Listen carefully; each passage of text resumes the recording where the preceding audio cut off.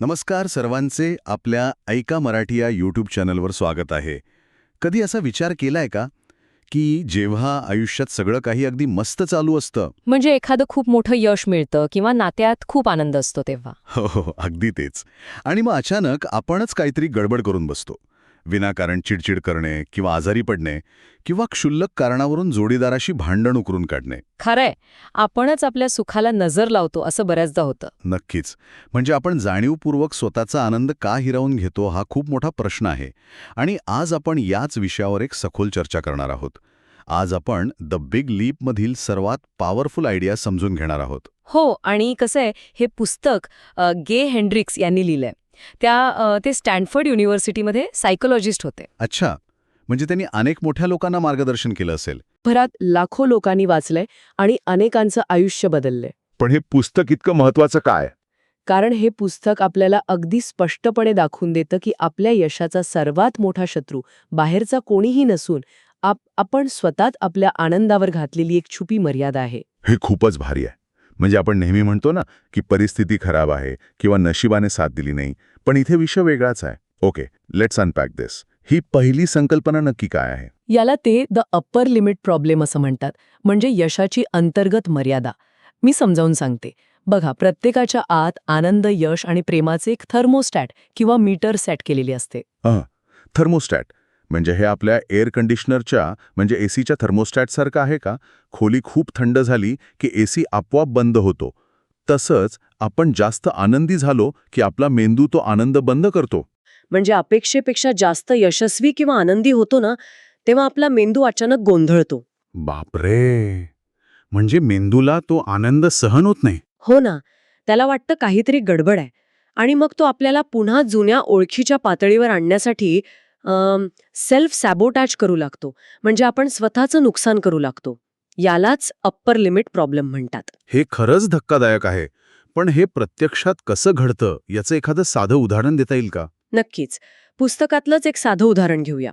समजा ऑफिसमध्ये तुम्हाला प्रमोशन मिळालंय आणि खूप मोठा बोनसही मिळालाय. अरे वा, मग तर पार्टीच झाली पाहिजे. हो, आपण प्रचंड आनंदात घरी येतो.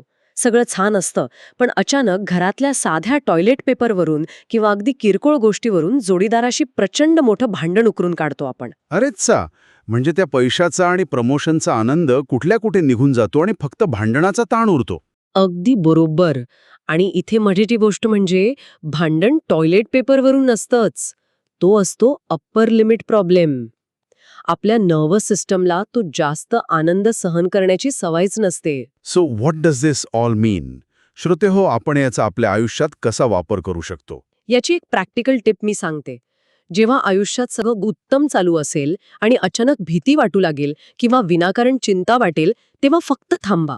म्हणजे स्वतःला रंगेहात पकडायचं. हो, ओळखा की हा तुमचा अप्पर लिमिट प्रॉब्लेम आहे.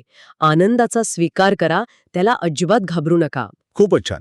पण आपण स्वतःला असं मागे का खेचतो याचं कारण काय असू शकतं? याचं कारण म्हणजे आपण एका चुकीच्या झोनमध्ये अडकलेलो असतो. Here's where it gets really interesting. हे झोन काय आहेत नक्की? लेखकाने 4 झोन सांगितले आहेत. आपण सगळे याच 4 झोनमध्ये काम करत असतो.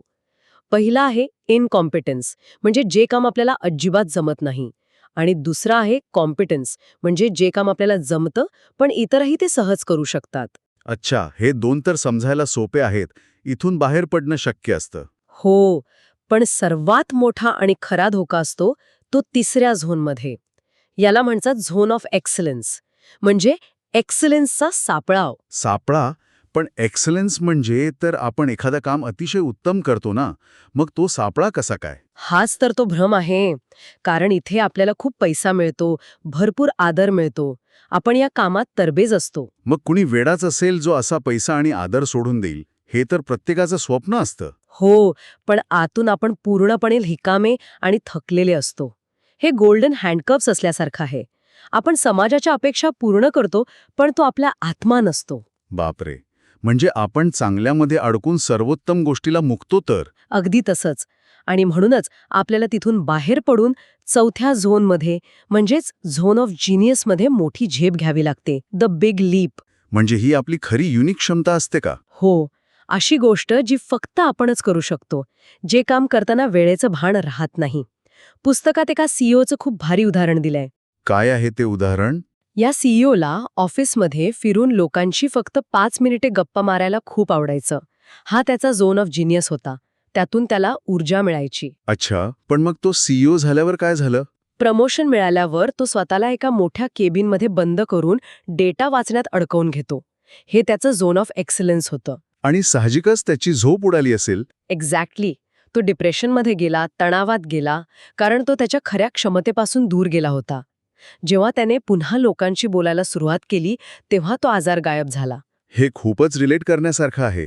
आपण नेहमी पाहतो एखादा भारी इंजिनियर मॅनेजर झाल्यावर दुःखी होतो. हो ना? म्हणून स्वतःला एक प्रश्न नक्की विचारा. असं कोणतं काम आहे जे करताना मला कामासारखं वाटतच नाही, जे मी दिवसभर न थकता करू शकते? म्हणजे ते काम शोधणं आणि त्यावर जास्तीत जास्त वेळ घालवणं हाच यशाचा मार्ग आहे. अगदी बरोबर. पण मला एक सांगा, हे ऐकायला खूप छान वाटतंय, पण अनेक लोक म्हणतील की त्यांच्याकडे हे त्यांचं आवडतं काम म्हणजे जिनियस काम करण्यासाठी वेळच नाहीये. I don't have time.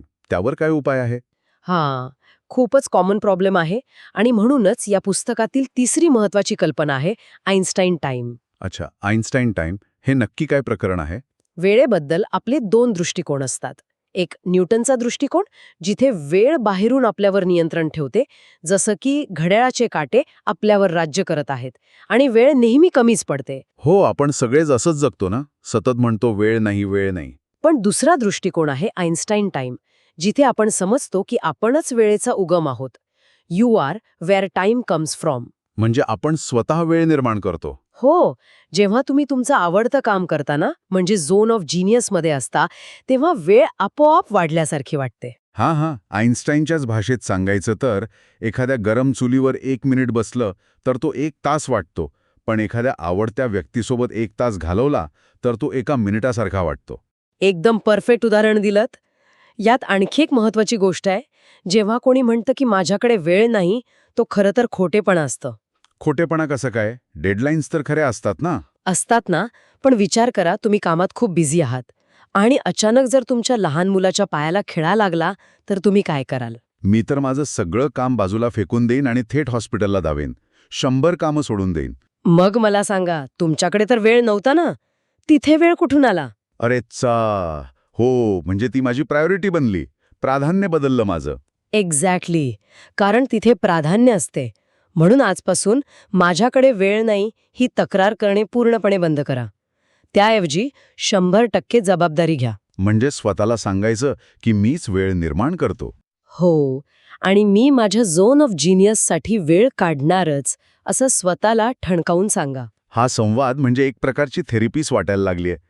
चला तर मग आजच्या या थक्क करणाऱ्या डीप डाईव्हची पटकन उजळणी करूया. हो, नक्कीच. पहिली कल्पना होती अप्पर लिमिट प्रॉब्लेम. जेव्हा आनंद वाढतो तेव्हा स्वतःचं नुकसान करणे थांबवा आणि आनंदाचा स्वीकार करा. दुसरी कल्पना होती झोन ऑफ जीनियस. म्हणजे केवळ उत्तम काम करण्याच्या सापळ्यात अडकू नका. जे मनापासून आवडतं ते ओळखा. अगदी. आणि तिसरी कल्पना म्हणजे आइन्स्टाईन टाईम. वेळेची तक्रार करणं सोडून द्या. तुम्ही स्वतः वेळेचे मालक आहात, हे अजिबात विसरू नका. खरंय. आणि शेवटी एक विचार नक्की करा. तुमच्या यशाच्या आणि आनंदाच्या आड हे जग नाहीये, तर तुम्ही स्वतःच्या आनंदाला किती सहन करू शकता, ती तुमचीच एक मर्यादा आहे. आणि ती मर्यादा आजच तोडून टाका, असं आपल्याला म्हणायचंय. हो, नक्कीच. मोठी झेप घेण्यासाठी तयार व्हा. आणि याच अनुषंगाने मला एक विचार करायला लावणारा मुद्दा मांडावासा वाटतो श्रोते हो. आपण एक्सलन्सबद्दल बोललो, पण असं नाही वाटत का की हे कॉर्पोरेट जग आपल्याला जाणीवपूर्वक फक्त त्या झोनमध्ये अडकून ठेवतं? म्हणजे त्यांना जिनियस लोक नकोच असतात, त्यांना फक्त कामगार हवे असतात. विचार नक्की करा. आणि तुम्हाला यापैकी कोणती आयडिया सर्वात जास्त उपयोगी वाटली? तुमची झोन ऑफ जिनियस कोणती आहे हे आम्हाला कमेंट करून नक्की सांगा. हो, आम्ही तुमच्या कमेंट्सची वाट पाहत आहोत. आणि अशाच पॉवरफुल आयडियाज समजून घेण्यासाठी आपल्या ऐका मराठी चॅनलला सबस्क्राईब करायला विसरू नका. पुन्हा भेटूया नव्या विषयासह एका नव्या डीप डाईव्हमध्ये. तोपर्यंत शिकत रहा आणि पुढे जात रहा. नमस्कार.